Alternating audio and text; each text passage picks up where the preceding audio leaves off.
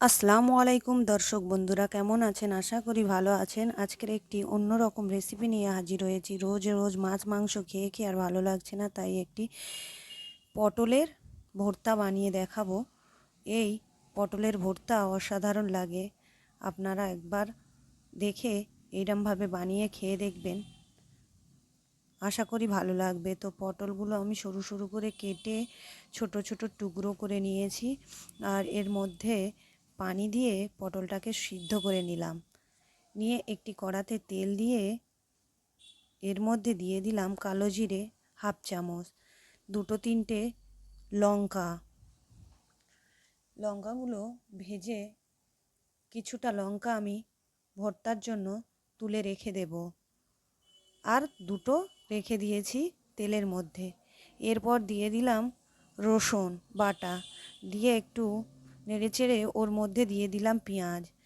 এর মধ্যে একে একে উপকরণ দিয়ে দেব। হলুদের গুঁড়ো হাফ চামচ দিলাম, লঙ্কার গুঁড়ো হাফ চামচ দিলাম, দুটো লঙ্কা কাঁচা লঙ্কা মাঝখান থেকে ভেঙে দিয়েছি, আর দিয়ে একটু নেড়ে নিয়ে পেঁয়াজটা লালচে করে ভেজে নেব।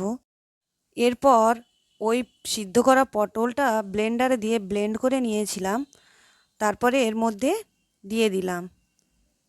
পেঁয়াজের মধ্যে দিয়ে আমি নাড়তে থাকবো, কন্টিনিউ নাড়বো, না হলে তলাতে লেগে যাবে। এরপরে দিয়ে দিলাম স্বাদ অনুযায়ী লবণ, শুকনো লঙ্কা ভাজা গুঁড়ো করে এর মধ্যে দিয়ে দিলাম। আমি যখন পেঁয়াজ ভাজছিলাম দুটো তিনটে শুকনো লঙ্কা ভাজা তুলে রেখে দিয়েছিলাম, তো ওটা গুঁড়ো করে এর মধ্যে দিয়ে দিলাম।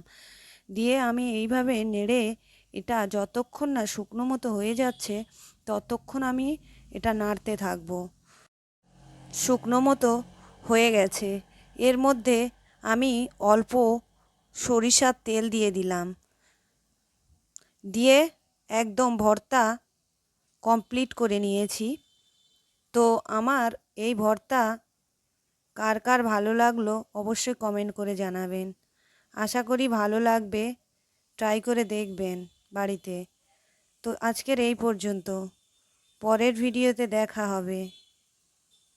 ঠিক আছে বন্ধুরা, অবশ্যই লাইক কমেন্ট শেয়ার করবেন, পাশে থাকা বেল আইকন প্রেস করে দেবেন,